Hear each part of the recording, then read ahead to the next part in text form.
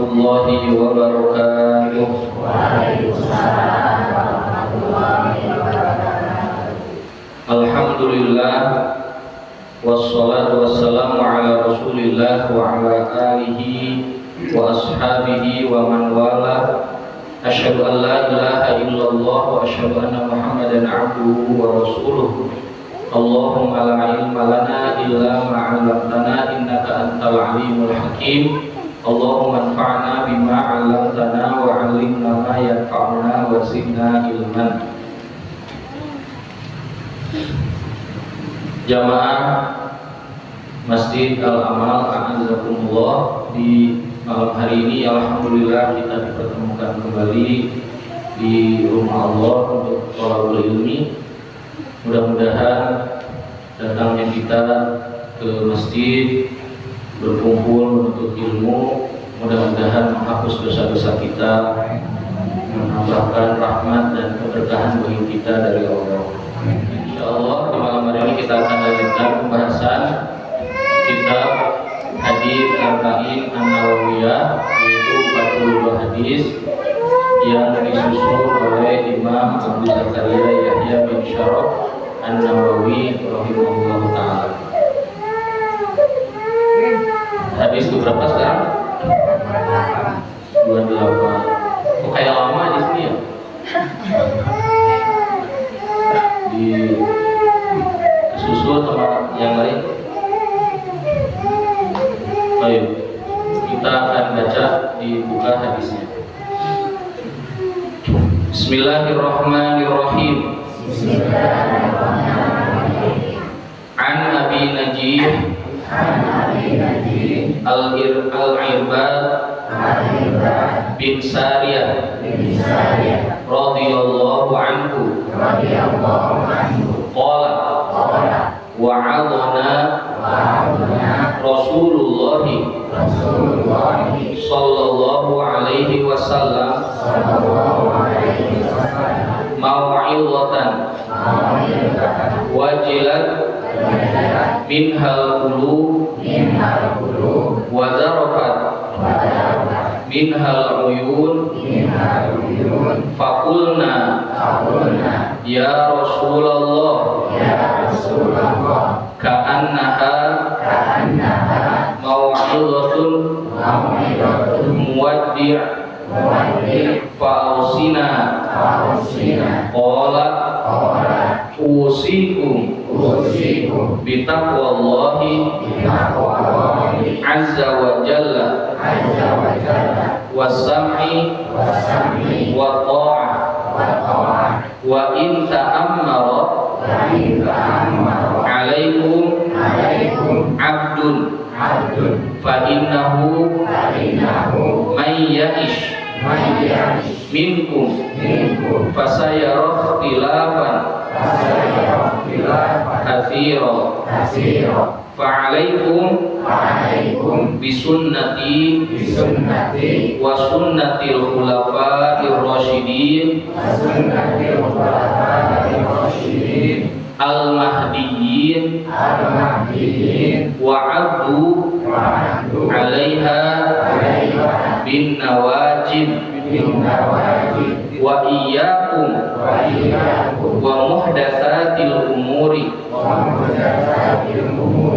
fa inna kulla muhdatsatin bid'ah wa kulla bid'atin dhalalah rawahu Abu Dawud wa Tirmidzi wa qala haditsun hasanun sahih.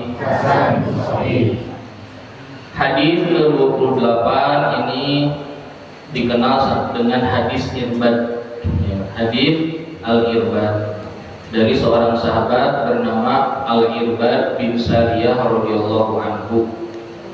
Irbad bin Sariyah radhiyallahu anhu mengatakan, suatu hari Nabi memberikan mau'izah. Mau'izah itu nasihat, kayak ceramah. Wajilat min hal qulub. Mau'izah itu nasihat, jadi bukan isinya perintah larangan, tapi berbentuk ajakan, motivasi, ya, dorongan dan informasi terkait dengan ancaman, ya. Biasanya bikin orang nangis, bikin orang sedih, gitu. Kemudian kata Irbad bin Sariyah, wajilat minhal qulub, membuat hati itu takut. Wajilat itu bergetar, itu maksudnya adalah karena takut. Takut ini mengerikan nasihatnya. Wadarafat minhal uyun, biasanya kalau hati takut mata bercucuran. Kemudian kata para sahabat, faqulna ya Rasulullah, wahai Rasulullah, ka'annaha mau'izatun muwaddin, ini kok kayak nasihat perpisahan, itu bikin sedih nih, kayak mau berpisah gitu. Fa'ausina, kasih wasiat, kasih nasihat kepada kami, berikan wasiat. Nah, kemudian kata Nabi, usikum bitaqwallahi azza wa jalla, aku wasiatkan kepada kalian agar bertakwa kepada Allah azza wa jalla. Saya akan jelaskan dulu biar tidak berpanjang. Jadi di antara kebiasaan Nabi SAW yaitu adalah memberikan mau'izah, nasihat kepada para sahabat. Dan ini juga menjadi sunnah kita saling ngasih nasihat, saling ngasih wasiat. Kata Allah, wa tawashaw bil haqqi wa tawashaw bis sabr. Ibu ngasih nasihat ke anaknya, nah, ngasih nasihat suami ke istrinya, neng, ini ngasih nasihat. Ini bentuk dari sunnah, ya, saling berikan nasihat. Kalau istri ngasih nasihat ke suami bisa nggak? Ibu-ibu bisa ngasih nasihat ke suami? Bisa nggak? Bisa, ya, bisa. Kan ayatnya watawasau, saling memberi wasiat. Berarti kalau saling dua-duanya, ya siapapun dibolehkan. Kemudian kata Nabi SAW, kata Irbad bin Sariyah, ya Rasulullah, kata para sahabat, kok ini kayak nasihat perpisahan, sedih, ya, bikin hati bergetar, bikin bercucuran air mata. Nah, beda nasihat di zaman dahulu sama di zaman kita. Kalau di zaman dulu itu banyak ilmunya, ya, dan sedikit bicaranya. Seorang salaf ditanya, di zaman dahulu itu lebih banyak bicara atau lebih banyak ilmu? Kata salaf ini, di zaman sahabat itu ilmunya lebih banyak, bicaranya sedikit. Jadi kalau ngasih nasihat tuh turun poin gitu, nggak banyak kesana kemari. Kalau kita kan banyak intermezzonya, banyak apa namanya, banyak kedengeran ya.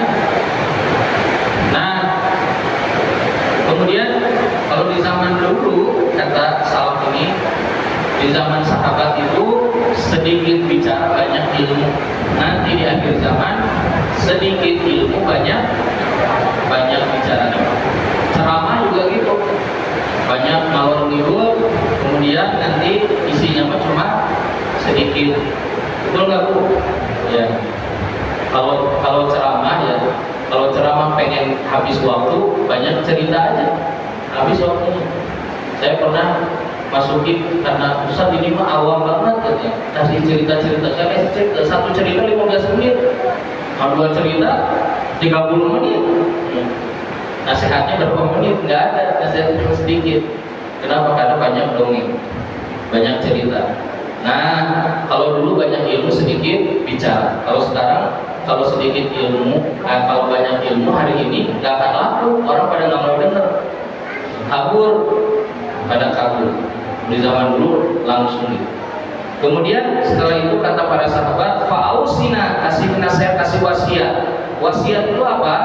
Wasiat itu adalah pesan yang memiliki kedudukan penting menurut syariat dan menurut adat. Saya ulangi lagi, sebuah pesan yang memiliki kedudukan penting menurut syariat dan menurut adat. Makanya kalau ada wasiat itu dibacanya berbeda dengan nasihat biasa. Kalau wasiat, ya, dan wasiat itu memiliki kedudukan juga dalam syariat.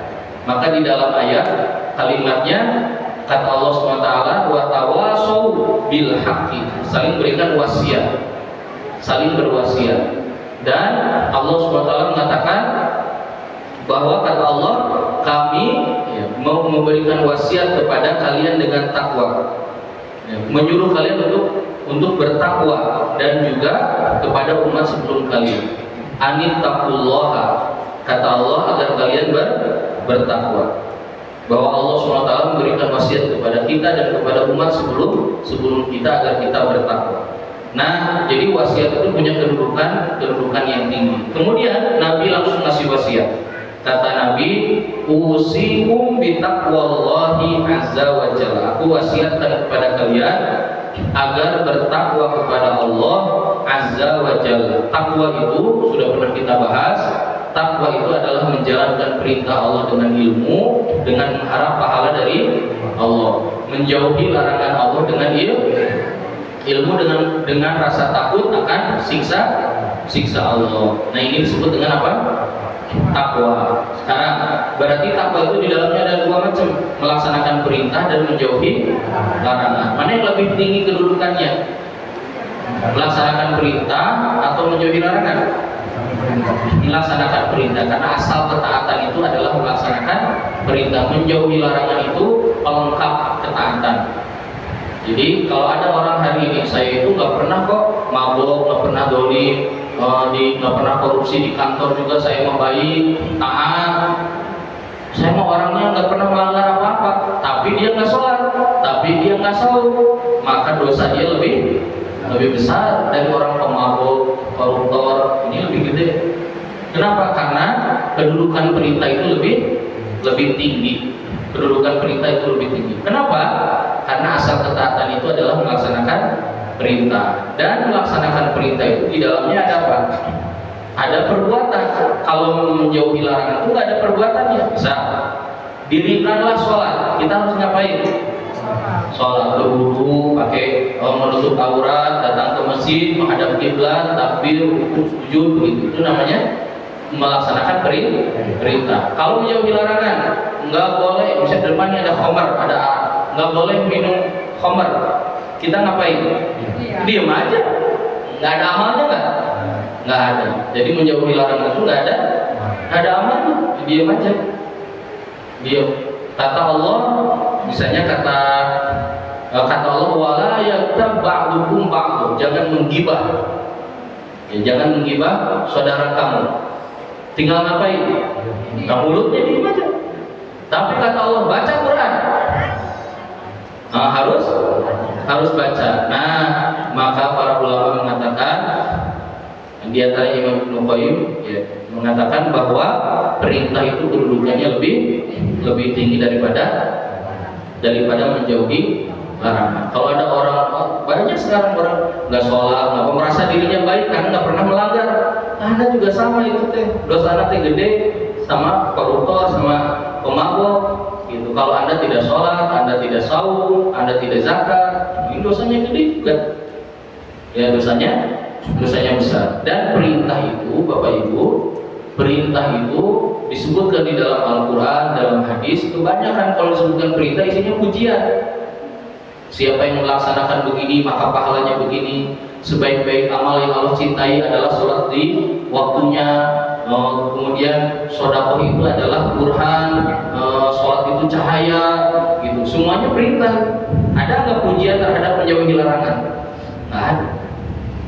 Nah, inilah kedudukan perintah dan berarti kita kalau beramal harus tahu kedudukannya. Dua-duanya harus kita lakukan, melaksanakan perintah dan menjauhi larangan. Maka tidak cukup kita menjauhi larangan. Nah, ini nomor satunya adalah perintah dulu kamu lakukan, baru jauhi larangan. Karena kalau hanya menjauhi larangan, kita tidak dikatakan taat. Karena kan nggak melakukan apa-apa, gitu kan? Karena nggak melakukan apa-apa. Nah, ini definisi dari takwa, ya, definisi dari takwa. Kemudian setelah Nabi SAW mengatakan Usikum bitaqwallah, aku wasiatkan kepadamu kepada kalian untuk bertakwa kepada Allah. Dan takwa ini Bapak Ibu adalah tujuan diturunkannya Al-Qur'an. Kata Allah, "Dzalikal kitabul la raiba fihi hudan lil muttaqin." Apa artinya hudan lil muttaqin, Pak? Petunjuk apa? Petunjuk bagi orang bertakwa. Kalau ada orang pemabok, ayo atau ngaji biar dapat petunjuk dari Al-Quran. Kan saya mau nggak bertakwa. Kan Al-Quran mah petunjuk bagi bertakwa. Itu gimana? Gimana jawabannya? Ada orang yang jauh dari masjid, ya suka maksiat, kita harus ayo belajar Al-Quran, ya biar bisa dia dapat petunjuk. Nah, orang ini pintar, kata orang ini Al-Quran petunjuk buat orang bertakwa. Saya emang nggak bertakwa, orang saya emang tukang dosa, tukang maksiat. Kumaha kan nggak jawabnya? Nah, ayat ini hudan lil muttaqin artinya adalah petunjuk agar kita bertakwa, bukan petunjuk untuk orang bertakwa, tapi agar kita bertakwa. Dan Al-Quran takwa itu juga tujuan dari setiap ditetapkannya syariat, sholat, saum, semuanya agar kita ini bertakwa. Dan surga itu juga sudah diciptakan oleh Allah, disiapkan sebagai tempat yang dijanjikan bagi orang bertakwa. Dan takwa ini wasiat Allah bagi semua manusia, ya. Bagi semua manusia. Disebutkan di dalam Al-Quran bahwa Allah berwasiat, menyuruh kita berwasiat kepada kita dan kepada umat sebelum kita agar bertakwa kepada Allah. Nah, ini yang pertama adalah wasiat takwa.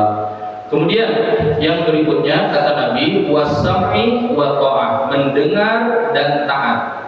Mendengar dan taat ke siapa? Ini yang kedua beda tema nih. Kalau tadi ke Allah, ini kepada pemimpin. Nah, yang tadi kepada siapa? Allah. Takwa ini kepada pemimpin. Harus dengar dan taat kepada siapa? Pemimpin. Walaupun kata Nabi, ini hadis nih ya.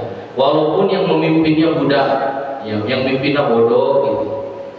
Nggak sekolah, nggak lulus sekolahnya gitu. Taat aja. Harus dengar dan taat. Ya.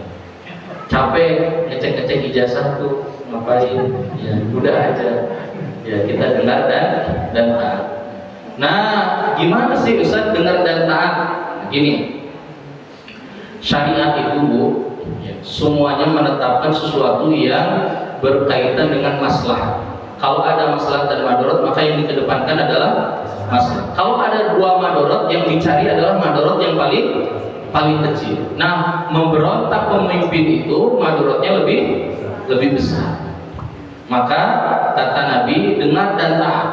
Dengar dan walaupun yang mimpinnya budak hitam, bahkan dalam riwayat lain Abdun Habasyun kata Nabi, yaitu budak hitam dari Afrika yang mimpin.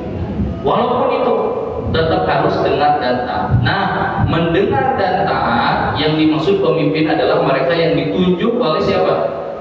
Oleh masyarakat yang ada di negeri itu yang disepakati. Dan walaupun menangnya curang, begitu. Kalau di dalam riwayat disebutkan, walaupun ada hadisnya, walaupun dia jadi pemimpin pakai pedang maksa gitu, pakai kekuasaan. Kalau misalnya kalau zaman sekarang pakai bansos gitu, atau pakai apa, pokoknya terserah. Walaupun dengan cara itu, kalau sudah ditetapkan maka kita harus dengar dan taat. Nah, Ustaz, dengar dan taat itu dalam segala hal enggak ya. Ada 3 hal yang datang dari pemerintah. 1, segala yang datang dari pemerintah yang berkaitan dengan agama, maksudnya dibenarkan oleh agama, disuruh juga oleh agama, maka wajib kita taati. Misalnya kata pemerintah, mulai sekarang di kota Bandung gak boleh ada lagi yang jualan khamar, wah kita dukung. Dan setiap hari Jumat laki-laki nggak boleh ada yang keliaran. Kalau hari Jumat di waktu Jumatan semuanya harus di mana? Di masjid, kecuali identitasnya non muslim. Nah, ini wajib ditaati. Kenapa? Karena sesuai dengan syariat. Semua muslimah kalau kerja ke kantor harus menutup aurat, maka wajib ditaati. Itu yang pertama. Yang kedua, yang datang dari pemerintah yang nggak ada kaitan sama agama, maksudnya tidak melanggar agama dan tidak ada hubungan sama agama, ini juga wajib ditaati. Contoh kayak apa? Datang dari pemerintah ketetapan yang tidak ada kaitan dengan agama, tapi tidak melanggar agama dan baik buat masyarakat, maka ini wajib ditaati. Kayak apa? Anak nakal di barak militer. Ini lebih bagus nih. Ya. Kayak yang gampang, kayak naik motor harus bawa STNK dan SIM. Ini ada dalilnya nggak? Nggak ada. Tapi kata polisi wajib. Nah, kita wajib taat. Kita wajib taat. Wajib taat. Dan ini nanti repot juga ya. Saya soalnya pernah dikritik sama keluarga saya sendiri. Anak saya suka teriak-teriak. Saya pernah hilang dompet saya. Jadi SIM itu hilang, KTP hilang. Gak bisa ngurusin karena KTP-nya belum. Jadi kemana-mana gak bawa SIM. Anak saya kalau lagi di jalan ada polisi buka jendela, "Pak polisi, ayah gak punya SIM," kata gitu. Lagi diproses ini, lagi nyari. Masa ngaji katanya melanggar.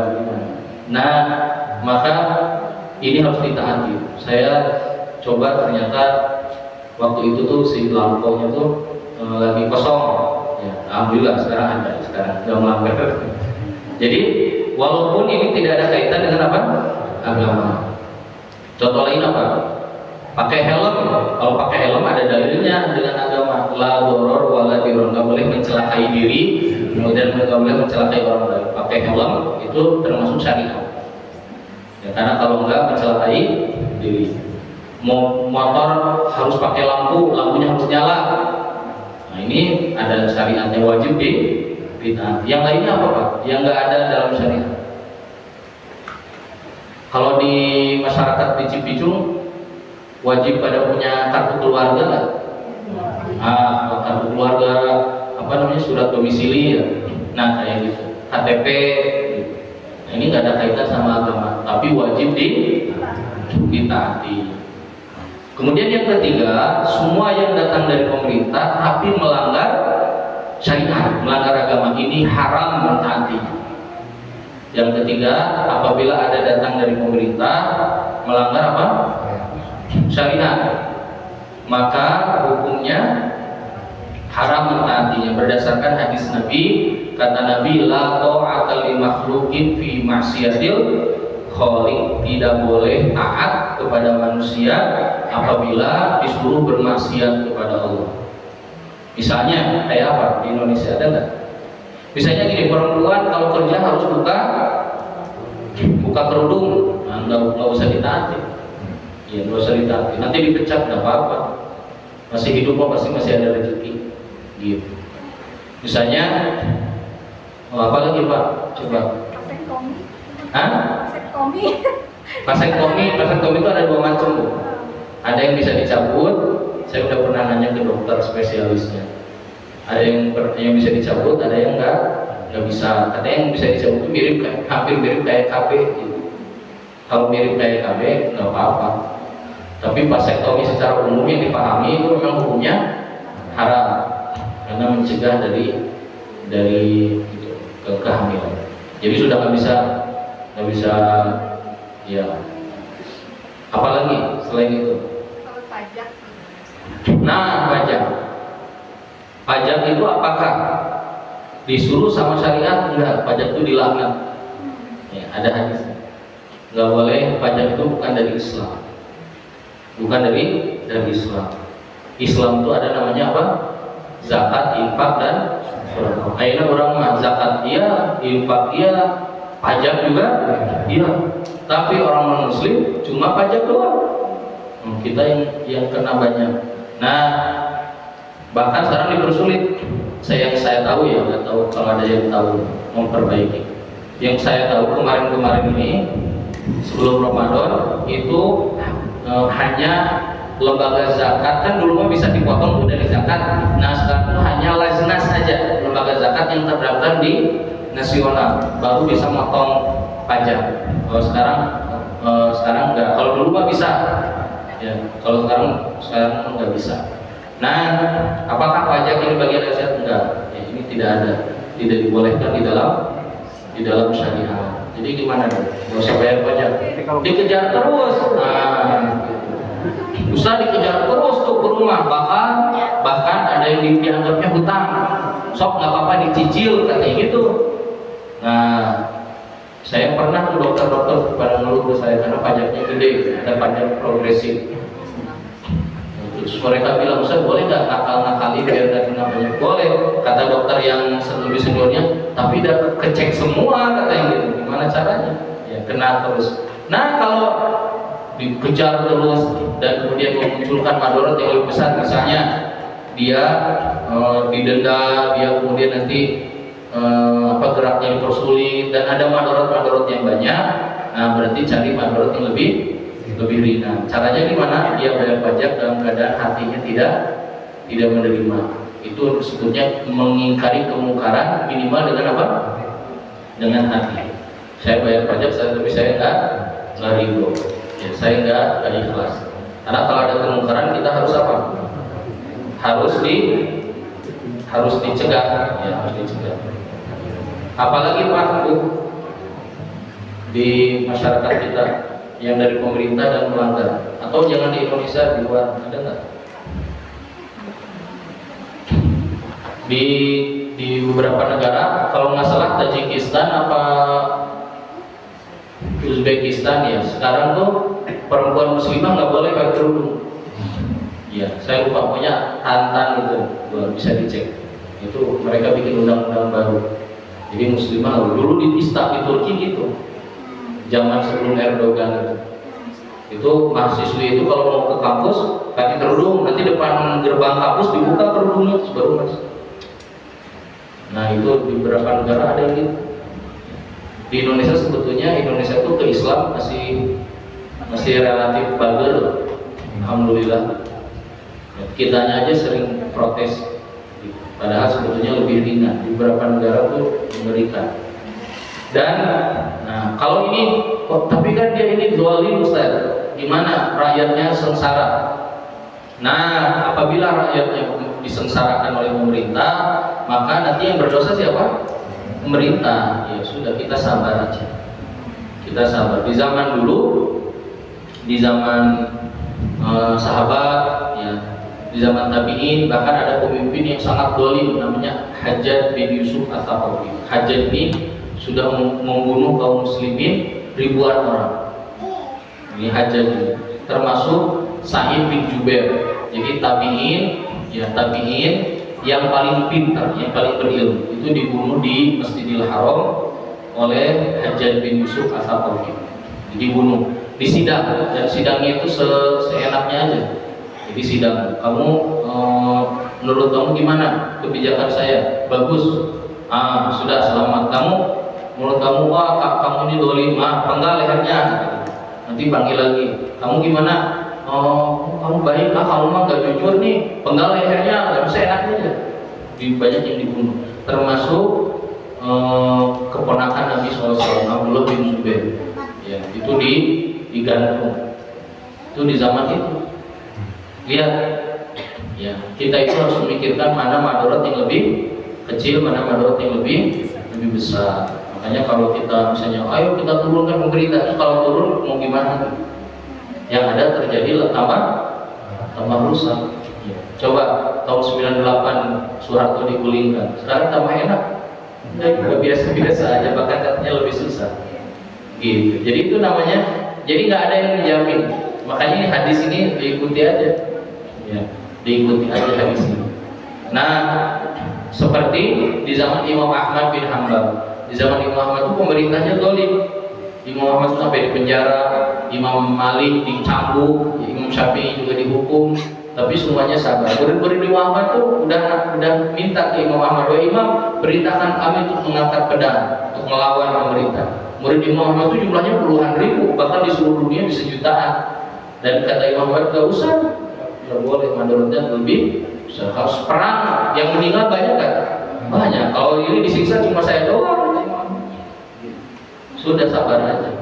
Nah itu yang terjadi di zaman itu, di zaman Imam Ahmad. Padahal Imam Ahmad itu hidup di masa di mana dia pemimpinnya dolim. Memang kita itu bagus ya.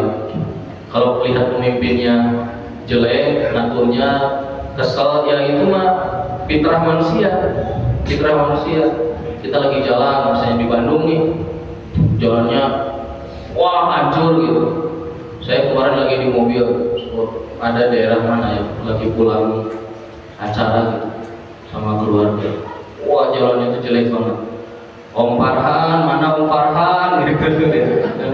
Ini gimana sih kok nggak diurusin daerah sini gitu. Kalau itu pengennya, saya kan rakyat gitu, pengennya itu mah fitrah ya begitu. Tapi kalau turun kamu jelek sampai menghina, ini tidak diajarkan di dalam Islam. Nah mereka yang menelantarkan pemimpin, kata Nabi dalam hadis sahih, kalau matinya dalam keadaan jahiliyah, dan dalam riwayat lain dia tidak akan mencium baunya surga. Itu hukuman yang berat ya, bagi para pemimpin. Kalau pemimpinnya dolim kepada rakyatnya. Tapi pemimpin dolim itu juga sesuai dengan keadaan rakyat. Karena kata Allah, wa kadzalika nuwalli ba'dadh dhalimina ba'dhan. Kata Allah, demikianlah kami jadikan pemimpin dolim untuk rakyat yang dolim. Gitu. Jadi kita ini mungkin rakyatnya juga ada dolim, yang semuanya juga banyak yang dolim. Di mana-mana kedoliman tuh bikin pusing kalau melihat. Nah, jadi tadi subuh saya kajian, ngumpul sama pengurus masjidnya, konsultasi Ustaz gimana ya ngatur kurban katanya. Di sini teh masih banyak pengurus tapi bukan pengurus masjid ya, panitia. Jadi ada orang luar, orang warga diajak jadi panitia dari RW, dari RT. Itu suka nyuri daging, jadi motong-motong disebutkan sudah dihadap. Itu hukumnya apa? Ya haram, ada nyuri itu. Terus ada juga yang dilempar ke belakang pagar katanya. Bahkan tahun lalu atas itunya panitianya tadi sudah ada yang diumpetin, disimpan di tong sampah sampai lupa, nggak diambil sampai busuk. 2 kresek gede itu. Nah, mana ayah di dia gitu ya di kota. Di sini mah gitu Ustaz. Hati katanya. Ini dari belakang tuh udah diambil nih, dari jagal, mau dibawa ke depan ke tempat penyimpanan. Nyampe depan tinggal setengah nanti Ustaz. Nggak tahu duka lungit tadi mana sampai kayak gitu. Ya, rakyat kurang kayak gitu pemimpin aja gitu ya.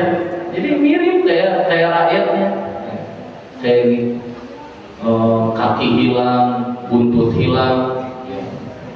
Pokoknya kambing 20, kakinya hilang 15 atau kemana 15 kaki hilang, bisa gitu.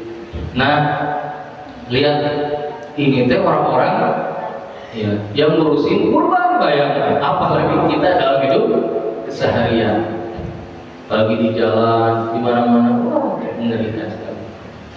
Di jalan banyak mulia bukan di jalan, saking liarnya udah pokoknya mah kadang pengennya mah di rumah aja diri gitu. Dan hidup ini luar biasa, menghadapi banyak karakter manusia yang ya begitu. Maka pemimpin juga ya sesuai, kalau ingin baik maka kitanya harus baik, etika dibenerin, akhlak dibenerin, kemudian belajar agama yang benar gitu. Belajar, karena kita tuh banyak yang mulut, kalau bicara tuh bertindak tuh mulut dulu baru mikir gitu. Saya waktu 2 minggu lalu ke GBLA, kata pengurus speaking, Ustaz ayo nama nyobaan di Tribun Timur. Ustaz kan mau membimbing kita senang kudu apa. Tribun Timur tuh markasnya speaking gitu kalau di stadion. Yang suka ada bawa drum, bendera, saya ke sana nonton di situ baru pertama tuh, biasanya suka dikasih jadi VIP. Itu ya Allah bahasanya segala binatang ada. Jadi ada apa nih? Wah marah-marah, habis marah-marah terus diam, padahal lu salah teh kurang gitu. Jadi mulut dulu yang ngomong, habis itu diam. Terus saya teh cik mikir heula karek ngomong gitu. Nah kita tuh udah wah gitu kayak gitu. Nah itulah lihat masyarakat. Makanya kata pengurusnya, Ustaz mah ngedidik di masjid udah biasa sok wangi itu bisa tetap seneng ngedidik di eta seneng warga eta besarola marabok seneng sekumah. Tahu nggak jumlahnya berapa itu? Orang picking doang tuh jumlahnya sampai 8.000 orang setiap nonton. 8.000. Bayangkan. Yang sholat di musholanya itu paling berapa puluh orang dari 8.000. Itu yang tribun timur. Jadi begitu ya, orang tuh bertindak dulu baru berpikir. Waktu Persib menang itu juara, ada keputusan juara yang Persibaya draw itu kan langsung pawai itu, terus ada ibu-ibu yang digebukin tuh di bawah flyover itu. Saya tanya ke ketua pickingnya itu siapa, udah dicari saya gak ketemu, katanya pelaku, polisi juga udah nyari gak ketemu. Jadi nggak tahu siapa itu orangnya, tiba-tiba oh tenggelam itu gitu semua kan gitu. Nah itu kondisi kurang kayak gitu, mata pemerintah nage mirip kayak warganya gitu. Bertindak pula ada apa-apa nanti baru klarifikasi katanya gitu. Nah mirip gitu loh. Nah, kalau saya lihat pemerintah tiba-tiba mengklarifikasi apa jika di stadion kata saya. Ya, jadi komentar bola kalian mikir gitu. Nggak peduli salah atau nggak salah gitu. Jadi begitu di masyarakat kita dan nggak bisa ditegur itu tuh, nggak bisa karena ya begitu kondisi.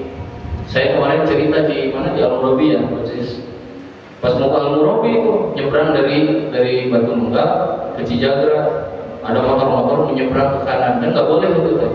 Nah, ada larangan. Saya buka kaca, Kang nggak boleh kata saya belok kanan. Nah, aja keluar senang gitu. Itu naon cuma teh tutup we. Jadi liar tuh. Kalau kita bilang itu terningali bakar ribut nggak? Ribut. Enak dan nerima. Itu tinggal di pelakna itu tinggal nggak bisa nggak akan nerima. Langsung saya tutup kacanya. Rumah mana lah? Jangan terus. Jadi gitu masyarakat kita kayak gitu. Bayangkan Bu, kita ingin punya pemimpin kayak Umar bin Khattab, udah kurang lagi. Jika salah mirip juga zaman Fir'aun gitu. Makanya waktu Ali bin Abi Thalib ditanya sama seseorang, wahai Ali, kenapa di zaman engkau ini banyak sekali peperangan, banyak fitnah? Kata Ali bin Abi Thalib, karena di zaman saya ini yang dipimpin kalian, orang-orang seperti kalian, makanya rusak. Di zaman Nabi itu rakyatnya seperti saya, makanya nggak ada kerusakan. Nah gitu, kita juga begitu sekarang. Kemudian lanjut, sudah tadi tentang kepemimpinan. Kata Nabi, fa innahu, sesungguhnya maya isminkum, siapa yang hidup dari kalian, maksudnya hidup setelah aku, ya, hidup setelah Nabi Shallallahu Alaihi Wasallam. Fasayarah dilafan katsiro, maka akan melihat perpecahan yang banyak. Kata Nabi, nanti yang hidup setelah aku itu akan banyak melihat perselisihan dan perpecahan di kalangan umat. Wah ini sekarang kita merasakan puncak-puncaknya, berantem di mana-mana, mau di medsos, mau di jalanan, di mana-mana pasti ya terus berantem terus, sampai orang tuh seneng berantem, seneng. Bagi anak-anak muda putar ya, sih mungkin anak muda, kalau bapak punya anak muda yang suka pawai bobotoh ya, saya dikasih tahu sama pengurus Viking ya, Ustaz, kadang anak-anak muda itu susah dikontrol. Mereka kalau nonton tandang, mereka tuh di medsos udah nantang duluan, misalnya mau ke Jakarta, nantang, hey Jackmania, ayo orang dulu janjian gitu, mau berapa 10, 20, jadi udah. Jadi kalau pengen nanti ribut aja tuh, pengennya tuh gitu. Terus bahkan mereka tuh kalau berdarah dijahit bangga, tinggal orang sih, nah hebat gitu. Nah lihat akan ada perselisihan, perpecahan dalam segala urusan dunia, urusan agama, urusan di mana-mana ribut. Urusan kurban yang bisa ribut, kurang betul nggak Bu? Bisa ribut urusan kurban. Ya. Nah si masjid yang tadi itu cerita ke saya, pernah katanya panitianya nempel tulisan di masjid, tulisan gede, mengambil daging tanpa izin haram hukumnya. Itu langsung dihabisi sama warga, sama banyak warga, sampai si orangnya itu nggak mau ke masjid lagi, malu. Padahal dia benar, sampai banyak orang yang nggak suka, benar tuh nggak mau gitu, dibikin rapi nggak mau. Lihat dalam ibadah, dalam apa aja banyak perselisihan, pertengkaran. Nah kata Nabi, nanti banyak perselisihan, dan diantara yang paling bahaya yaitu dalam urusan agama, bertengkar dalam urusan agama. Nah kemudian Nabi ngajarin kepada kita, kalau ada perpecahan seperti itu apa yang harus kita lakukan. Kata Nabi, fa'alaikum bisunnati wa sunnatil khulafa'ir rasyidin al-mahdiyyin, maka hendaknya kalian berpegang teguh dengan sunnahku. Berarti pelajari Quran, pelajari hadis, ikuti aja apa yang kata Nabi. Ya, udah kalau orang komen gini nggak jelas, nggak usah didengar. Kalau kita udah baca bukunya, nggak usah didengar. Karena sekarang kenapa ikhtilaf ini sangat banyak? Karena kata Nabi nanti perpecahan banyak, perselisihan bakal banyak, perselisihan bakal banyak. Saya mengisi kajian tentang fikih kurban. Saya jelasin. Di antara amal bulan Zulhijjah yang paling utama yaitu adalah saum. Saumnya sunnah dari tanggal 1 sampai tanggal 9 ini disunahkan, karena Nabi bilang amal soleh apapun itu amal paling Allah cintai. Dan ada hadis sahih, ini amalannya Ali bin Abi Thalib. Bukunya saya bacain, ya bukunya habis dong. Bukunya saya bacain ada riwayat dari Ali bin Abi Thalib melaksanakannya, dan Nabi mengatakannya dan Ali yang melaksanakannya. Udah kan? Tiba-tiba Ustaz, nggak ada dalilnya itu saum dari tanggal 1 sampai tanggal 9, adanya tanggal 9 doang kata kita terus dibacakan. Nah gitu. Jadi kita itu saking banyaknya informasi yang nggak jelas di masyarakat kita, maka fokusnya gimana? Baca ilmu, pelajari kitab, pelajari Al-Quran, pelajari Sunnah, baca pendapat para ulama, setelah itu amalkan. Sudah, kalau dengar semua bakal macam-macam itu, kedengarannya bakal aneh-aneh. Nah kata Nabi, alaikum bisunnati. Kapan kita berpegang dengan sunnah? Ini harus, kata Nabi, sunnahku dan sunnahnya khulafaur rasyidin, Abu Bakar, Umar, Utsman dan Ali. Adu alaiha bin nawajib, ya, gigit dengan gigi geraham, ya, dijaga itu sunnah ini. Sunnah ini harus dijaga. Gimana? Nah, kenapa kita lakukan? Karena banyak khilafiyah, banyak perselisihan di antara umat. Jadi gak usah pusing. Dan udah ada ini dalilnya. Kata siapa ini disebutkan hadisnya, sudah selesai. Mau gimana lagi? Gitu. Nanti orang protes, terserah orang protes. Saya mengikuti dalil. Gitu. Nah ini ketika banyak khilafiyah. Nah ikhtilaf ini muncul ya di antara umat ini, dimulainya di zaman Utsman bin Affan radhiyallahu anhu, ketika Utsman dibunuh oleh orang-orang Sabaiyah. Sabaiyah itu Abdullah bin Sabah, orang Yahudi yang pura-pura masuk Islam. Kemudian dia mengerahkan orang memfitnah banyak orang, akhirnya mengepung kota Madinah, dan Utsman kemudian dibunuh. Kata Nabi dalam hadis sahih, nanti akan muncul fitnah, satakhrujul fitnah min baini yaday hadzal rajul, akan muncul fitnah di hadapan laki-laki ini, yaitu Utsman bin Affan, dan dia akan meninggal dalam keadaan sabar di atas kebenaran. Nah, fitnah ini akan terbuka sampai kapan? Sampai akhir zaman. Maka kata Allah, wala yazaluna mukhtalifina illa man rahimah rabbuh, akan terus berselisih kecuali siapa? Kecuali mereka yang dirahmati Allah. Kalau orang dirahmati Allah, dia tidak akan ikutan bertengkar, nggak akan ikutan berselisih. Kalau ada orang mau ribut, terserah, saya nggak ikutan. Ya, dia menghindari perselisihan. Baik kalau sudah mulai muncul ta'asubian. Nanti ini salah satu fitnahnya, muncul fanatisme terhadap kelompok, terhadap kiai, terhadap apa lagi? Terhadap organisasi, ya, terhadap pendapat gurunya. Nah ini fanatik, ini nggak boleh. Kita ini gini Pak Bu ya, manusia itu semuanya punya salah, ya, bakal berbuat kekeliruan. Jadi nggak boleh mungkin saya mau benar semua, enggak. Itu manabi atau ini. Imam Malik aja mengatakan perkataan manusia itu boleh diterima, ada yang ditolaknya. Gitu. Ketika ditolak itu bukan berarti dia nggak jadi guru saya, enggak, guru aja gitu. Tapi pendapat yang ini kayaknya guru saya, ini nggak akan saya terima, nggak apa-apa kalau memang tahu begitu.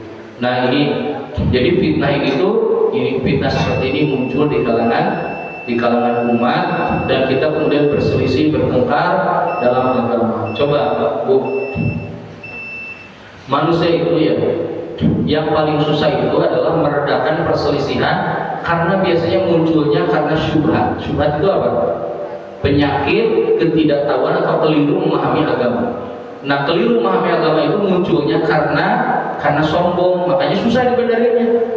Kalau kita benerin itu susah. Dan riwayat dari Ibnu Mas'ud dikatakan ada nanti di akhir zaman muncul orang-orang yang mereka ingin punya pengikut, dan kemudian mereka berbuat perbuatan bid'ah yang tidak pernah ada di zaman Nabi. Biar apa? Di riwayat itu kata Ibnu Mas'ud, ini asal sahabat. Kata Ibnu Mas'ud agar banyak pengikutnya. Namun ayeuna mah seueur followerna, seueur subscriberna. Jadi bikin apa deh yang bid'ah-bid'ah yang lucu-lucu. Saya pernah lihat di mana cerita kayak di sini. Berapa waktu lalu di YouTube muncul di beranda YouTube saya gitu. Lihat ada umroh plus Yaman. Umroh plus Yaman. Dan mengunjungi tempat seorang ulama besar. Ulamanya orang soleh ya, ini yang jahati orang ini bawa-bawa program ini. Jadi datang ke sana, terus ke kamarnya, terus dia cerita. Ada di video di YouTube, saya dengerin satu-satu itu. Dia cerita, ini Syekh ini kalau dia marah berarti Allah lagi marah. Kalau dia suka berarti Allah lagi suka. Wah, ini dari mana ini? Kemudian kalau dia bilang si ini bakal mati, nanti 3 hari lagi mati kan? Lihat, Nabi aja nggak tahu kapan meninggalnya. Ini kok Allah mengatakan wa ma tadri nafsum madza taksibu dan wa ma tadri nafsum bi ayyi ardin tamut. Kata Allah, nggak ada satupun jiwa yang tahu besok mau ngapain, dan nggak ada satupun yang tahu di mana bakal mati. Ini dia bilang di situ si itu leadernya. Bahkan dia Syekh ini tahu binatang mana yang bakal mati dalam waktu dekat. Ini kayak Tuhan ini lah, kayak Tuhan. Terus dibawa ke musolanya. Ini contoh kesesatan yang ada ya. Kemudian ada bekas duduk, bekas ibadahnya. Jadi marmernya itu rada coklat gitu. Nah ini tempat sholat, cium, pada nyium jamaah umroh teh, udah barodol teh, diciuman, bari sujud. Padahal nggak boleh sujud kepada selain Allah. Kemudian cerita lagi situ, Syekh ini Syekh ini selama 40 tahun sholat subuhnya selalu dengan wudu waktu Isya. Selama 40 tahun, berarti dari Isya ke subuh nggak pernah tidur selama 40 tahun. Nabi aja hidupnya sebagai manusia paling tinggi ketakwaannya, kata Nabi, wa amma ana aqumu wa anam. Aku itu biasa tidur dan biasa sholat. Siapa yang gak suka sunnah, dia bukan dari umatku, kata Nabi. Terus ini lucu lagi, dia bilang ini, dan saya ini minimal menghatamkan Quran sehari itu minimal 8 kali hatam, terkadang sampai 20 kali hatam. Kata saya, aing nggak bohong teh kurci, ya, dihitung gelar, ya, ulah kira-kira teh nggak bohong teh. 20 kali hatam itu berarti sehari siang 10 malam 10, siang 10 12 jam bagi 10 kali hatam. Kumaha itu, heseng itu Ya, berarti 1 jam itu ya sekitar 25 juz 1 jam. Gimana cara baca 1 jam 25 juz? Sedangkan istrinya Utsman bin Affan, istrinya Utsman ahli surga, kata Nabi, Utsman fil jannah. Kata istrinya, Utsman itu waktu meninggal nggak akan ada yang sanggup seperti Utsman yang kalau malam di bulan Ramadan menghatamkan Quran sekali hatam dalam sekali qiyamul lail. Itu Utsman paling hebat. Wah, lebih keren atau ya? Sampai 10 kali, 8 kali, sampai 20 kali hatam. 8 kali hatam aja saya hitung ya, sejamnya itu 10 juz. Coba yang pada menghafal, gimana cara ngatur 1 jam 10 juz, bacanya gimana? Bisa nggak? Ya. Sengebut apa ya? Kalau murotal di play itu dipercepat juga nggak akan bisa, baca gitu, tetap aja susah itu. Terus saya lihat, banyak lagi lah pokoknya cerita-ceritanya.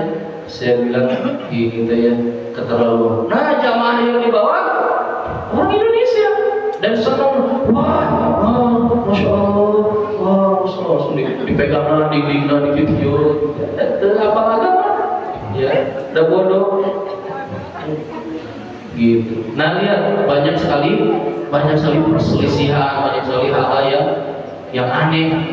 Maka kata Nabi, pegang tuh sunnahku, pelajari Quran dan sunnah, nggak usah yang lainnya sudah. Alaikum bisunnati wa sunnatil khulafa'ir rasyidin. Ikuti itu jejak Abu Bakar, Umar, Utsman, Ali. Nggak usah didengar yang lain. Gitu. Kalau ada guru kita ngajar, lihat guru kita dari mana sumbernya. Nah itu yang diikuti. Oh, guru kita bersumber Quran, sunnah, pendapat para sahabat, sudah itu ikuti. Kalau nggak jelas tiba-tiba cerita ini, tiba-tiba cerita itu, ya.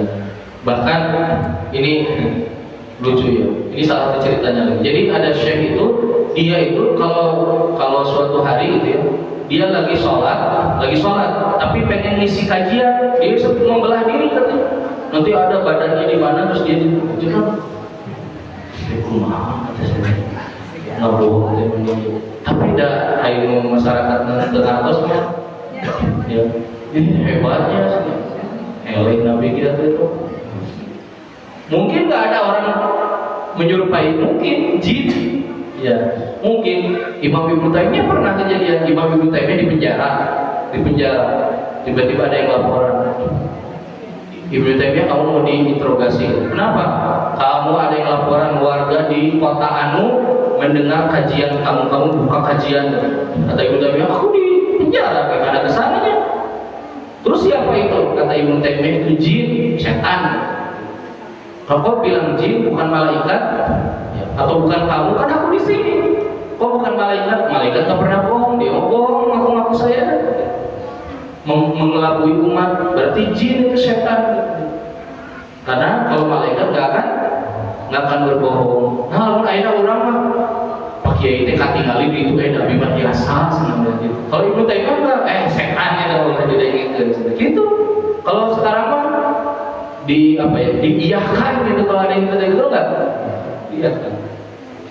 Pak Kiai kemarin kok pas berdoa kayak ada cahaya, oh iya saya mah kadang suka malaikat datang ditambah-tambah. Dan eta sakalian we sakalian. Bahkan ada yang lagi pengajian bilang Rasul datang ke majelis saya, gitu. Ya, sampai dia menangis. Beres pengajian, barusan Nabi kesini. Dia Nabi datang waktu Ali bin Abi Thalib menghadapi perpecahan, perang Jamal, perang Siffin antar kaum muslimin. Ali itu menantunya siapa? Nabi. Sampai Ali bilang, ya Allah, seandainya aku tahu akan begini, aku nggak mau hidup. Nabi kemana? Nanti datang. Tiba-tiba datang ke Bandung, coba. Wah, ini ke Ali bin Abi Thalib aja, ke menantunya aja nggak datang. Ini datang ke Bandung, ke Jakarta. Terus umatnya teh seneng gitu kan. Wah, emang hebat sih kiai orang. Nah, jadi kata Nabi, kalau lagi banyak yang aneh-aneh, pegang apa? Sunnahku. Sunnahku itu maksudnya jalan hidupnya Nabi, Al-Quran dan Sunnah. Kalau ada ribut-ribut, nggak usah khawatir, ya, masuk telinga kanan, keluar telinga kiri. Cek dulu, cross check. kata Syekh Utsaimin, di antara adab penuntut ilmu itu adalah at-tasabbut wa tasbih. Tasabut itu cross check. Cross check ini benar nggak sih Bapak yang katanya harus gitu. Ayat itu dalilnya. Jadi di cross check. Kemudian kata Nabi Shallallahu Alaihi Wasallam, wa'aku 'alaiha bin nawajid, dan gigit dengan gigi geraham. Maksudnya apa? Maksudnya jangan sampai dilepas sunnah ini, dipegang terus. Karena kalau dilepas kita bakal tersesat. Dan ini khilafiyah ini akan terus ada sampai akhir zaman. Kecuali yang Allah rahmati, mereka akan menghindari yang begini. Ribut terus di masyarakat kita. Berantem antar majelis taklim, antar masjid, antar pengurus masjid. Lali ya, kok nggak mau damai aja deh gitu kan, capek berantemnya gitu kan. Tapi gitu pada berantem sampai di medsos tuh ya, sampai mengerikan. Ada yang gini, Ustadz ini dajjal kan kafir. Ya Allah, itu salah itu ngajarnya.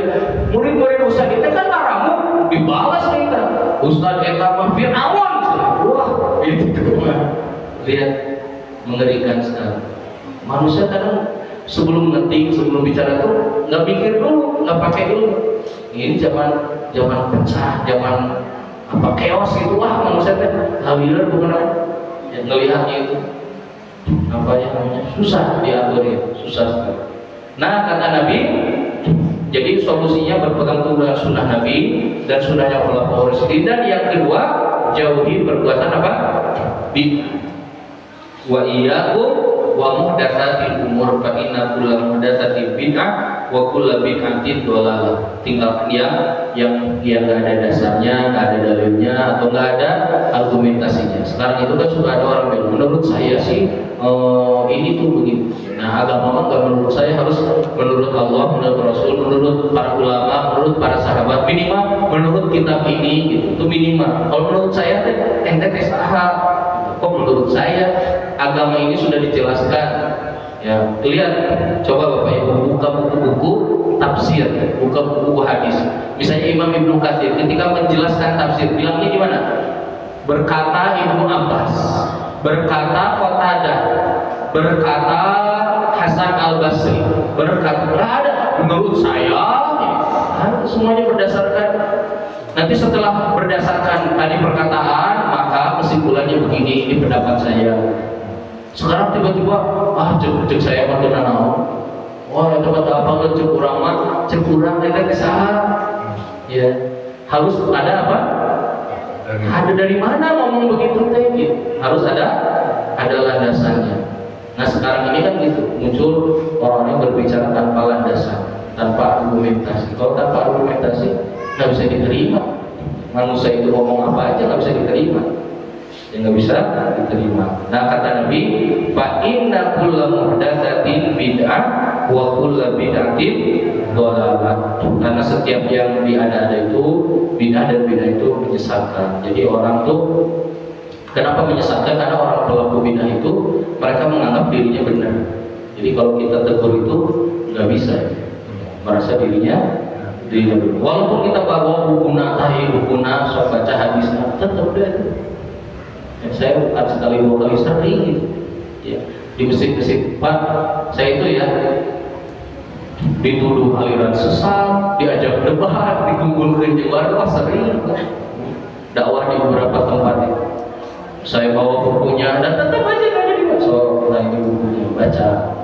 Kiai-kiai nanti banyak yang itu mah ada pesantren asa kudung. Gimana gitu, nggak fokus lagi belajar, lagi bahasa. Nah, susah. Akhirnya lama-lama saya berarti kalau dia begini tinggalkan.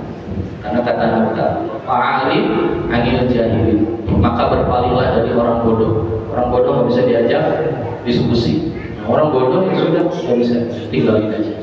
Karena nggak akan paham. Nah, ini hadis ini diriwayatkan oleh Abu Dawud dan Tirmidzi dan Nasai. Itu termasuk hadis paling bagus yang diriwayatkan oleh ulama-ulama dari negeri Syam. Ya, perawinya itu Imam Tirmidzi itu dari Sijistan. Ya, Abu Dawud, kemudian Nasai. Ya. dan Ibnu Majah. Ini rawinya 4 berarti. Rawinya ada 4 dan hadisnya hadis sahih. Baik, saya kira satu hadis kayaknya, kalau 2 hadis sampai jam. Ya, kalau mau ditanyakan. Mau izin bertanya. Sebenarnya saya punya niat untuk berkurban, tapi saya masih mempunyai utang piutang kepada orang lain. Pertanyaannya, apa yang harus saya dahulukan? Apakah tetap berkurban ataukah membayar utang dulu? Hutang itu ada 2 macam, ya. Ada hutang hutang darurat yang harus segera dikembalikan. Ada hutang yang memang dia berjangka. Misalnya kita beli sesuatu dan dikredit tanpa riba, ya. Dikredit. Nah ini ini nggak dihitung sebagai hutang yang harus disegerakan. Nah ini hutang yang mana? Kalau hutang yang disegerakan berarti harus disegerakan. Tapi kalau cuma cicilan tiap bulan, ya berarti kalau masih ada sisa dana berarti masih harus kurban. Karena sekarang orang kaya pun punya cicilan, betul nggak? Ya, gitu. Jadi dilihat, dan udah pernah dijelaskan kemarin di minggu lalu. Jadi orang yang punya orang yang punya kelapangan itu, dalam hadis sebutkan siapa yang punya kelapangan harta dan tidak berkurban jangan mendekati masjid. Nah, riwayat ini kelapangan itu sebanyak apa? Kata para fuqaha, punya untuk kita makan sama buat keluarga yang kita tanggung, punya makanan sampai tanggal 13 Dzulhijjah. Kalau ada sisa uang dan cukup untuk berkurban dan nggak berkurban, nah itu yang masuk ke dalam teguran hadis ini. Sekarang 20 hari lagi sampai hari kurban, 20 hari lagi. Butuh uang berapa untuk makan sampai hari kurban? Ibu-ibu, ini bendahara semua kan? Berapa bu? Sehari berapa sehari? Mewah nggak? Mewah. 100.000, 200.000 lah, ya. Misalnya 200.000. Tapi mah 200.000 Ustaz, makan nasi stik. 200.000 per hari, berarti 200 kali 20 hari berapa? 4 juta. Punya uang tuh 4 juta. Ternyata pas lihat rekening uang saya 8 juta. Nah, sisa berapa tadi? 4 juta ini, dan kalau dia tidak berkurban kena ke hukum ini. Ya, kecuali tadi ada hutang yang mendesak. Ya, ada hutang yang mendesak. Nah, itu. Jadi kurban itu bukan orang yang harus punya mobil berapa, rumah gedung. Itu bahkan kalau hukumnya kan ada 2 pendapat tuh. Jumhur mengatakan sunnah muakkadah. Sunnah muakkadah itu kalau ditinggalkan makruh hukumnya. Nah, mazhab Hanafi dan Imam Ibnu Taimiyah berpendapat kurban itu hukumnya wajib. Ya, kurban hukumnya wajib. Ini pendapat mazhab siapa? Hanafi. Tapi kalau jumhur sunnah muakkadah. Nah, kenapa wajib? Karena tadi ada hadis tadi. Jadi mereka mengatakan wajib. Kalau bisa kurban, ya kurban. Kalau tidak bisa berkurban karena sempit hartanya, misalnya lagi nggak ada, maka minimal ikut mensyiarkan kurban, aktif di masjid, ikut meramaikan, gitu. Atau minimal bantu-bantu, atau bersedekah, misalnya dengan bawain makanan, bawain buah-buahan ke tempat orang lagi kurban, ikutan, ya insya Allah dapat pahala. Ya, jangan diem aja, karena ini syiar Allah, syiar itu identitas kita. Kata Allah, siapa yang mengagungkan syiar Allah itu bentuk takwa seseorang. Kita harus bangga dengan syiar-syiar Allah. Lihat, Bapak tuh hanya tiap hari pakai kaos sekarang, gara-gara juara ini. Mau kayu Bapak tuh, selalu itu bangga kaos kopi mutet. Biru di dadaku, ada tiap hari kita nyanyi nate. Biru di hatiku, gitu. Nah, ini mereka bangga syiar itu namanya. Nah, kita kaum muslim malah di rumah mana bagian di masjid datang gitu. Jadi gimana, harusnya aktif ya, datang meramaikan syiar kurban, ya, meramaikan syiar kurban. Tenang naon nyata itu mah, tapi ya minimal bersedih kalau tidak. Imam Ibnu Abbas itu pernah tidak bisa berkurban dan menangis, dan kemudian nyembelih ayam. Kemudian dagingnya dimasak, dibagikan, ini sedekah saya, karena nggak bisa perlu. Jadi Ulah bangga terbiasa kurban itu apalagi kalau punya lapangan harta. Masih ada 20 hari lagi Bu, nabung sehari 100.000 cukup kayaknya.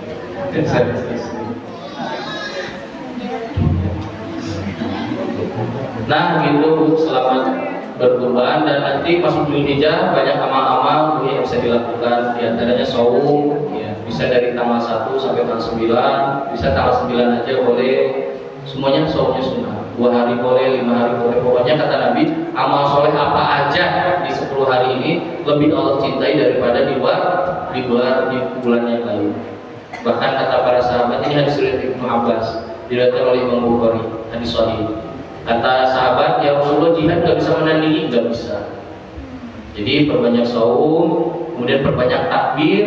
Kata Allah dalam Al-Quran, lihat urusmallahi di ayyamin ma'lumat. Nah, banyak menyebut nama Allah di hari-hari tertentu. Kata Ibnu Abbas, ini 10 hari dari bulan Dzulhijjah. Banyak apa? Takbir. Takbir itu ada 2 macam, ada takbir mutlak sama takbir muqayyad. Takbir mutlak itu semua individu boleh takbir kapanpun, dimanapun, seperti perbuatan Abu Hurairah dan Ibnu Umar. Diriwayatkan Abu Hurairah dan Ibnu Umar itu kalau ke pasar sambil takbiran, di jalan sambil takbiran. Ini kapan aja, namanya mutlak. Mutlak itu tidak terikat dengan waktu, kapan aja boleh. Lagi berkendara, lagi naik motor, lagi ke pasar, ibu-ibu paling di komentaran waktu udah tajam lebar takbiran gitu. Kan banyak yang nggak tahu. Nah yang kedua namanya takbir muqayyad. Takbir terikat dengan apa? Dengan waktu sholat wajib. Jadi setiap habis sholat assalamualaikum langsung takbir. Nah kalau ini dimulainya bukan tanggal 1, kalau yang tadi tanggal 1, kalau ini mulainya tanggal berapa? Yang tanggal berapa? Yang benar? Nah, yang betul tanggal 9 dari ba'da subuh. Kebanyakan masyarakat kita dari tanggal 10. Nah, ini nggak ada khilafiyah, ini pendapat semua ulama. Jadi sunnahnya dari tanggal 9 Dzulhijjah sholat subuh, bukan dari maghribnya, dari sholat subuh. Habis sholat subuh langsung Allahu Akbar, karena itu hari Arafah.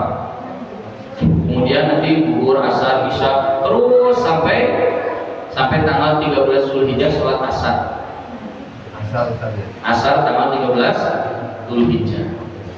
Adapun waktu berkurbannya ada khilafiyah. Waktu berkurban itu batasnya sampai, kalau Syafi'i sampai tanggal 13 Dzulhijjah. Kalau jumhur sampai tanggal 12. Pendapat Maliki, Hambali dan Hanafi mengatakan sampai tanggal 12 Dzulhijjah. Kalau Syafi'i membolehkan sampai tanggal 13 Dzulhijjah. Kalau awalnya waktu kurban kapan? Nah saya tanya, setelah sholat apa setelah khutbah? Kan kalau sholat itu khutbah dulu, sholat dulu. Misalnya di lapangan ya, misalnya beres sholat, khutbah kan? Khutbah nanti sejam lebih, wah lama nih. Jaga tekbilah doi, seorang pencit gitu, sah gak? Nah, di dalam hadis kata Nabi, siapa yang menyembelih setelah sholat maka itu kurban. Kalau sebelumnya maka itu sedekah. Jadi kalau udah beres sholat sudah boleh nyembelih. Misalnya ibu-ibu di dia lami pisan di lapangan teh, kurang kucitan we domba teh kucitan. Jadi pas turun teh kamaran udah disembelih. Sah nggak? Sah, dibolehkan. Tapi afdolnya kurban itu disaksikan oleh para mudhohi, karena ada hadis Fatimah, Nabi menyuruh kepada Fatimah, ya Fatimah ukhruji ila udhiyati. Fatimah, lihat kurban kamu nanti lihat kurban kamu sedang dikurbankan, dan sesungguhnya engkau Allah mengampuni dosamu ketika darahnya belum kena ke tanah. Nah, ini hadis sahih. Jadi afdolnya disaksikan. Tapi ini lagi bicara awal sama akhir. Afdolnya di waktu duha. Afdol.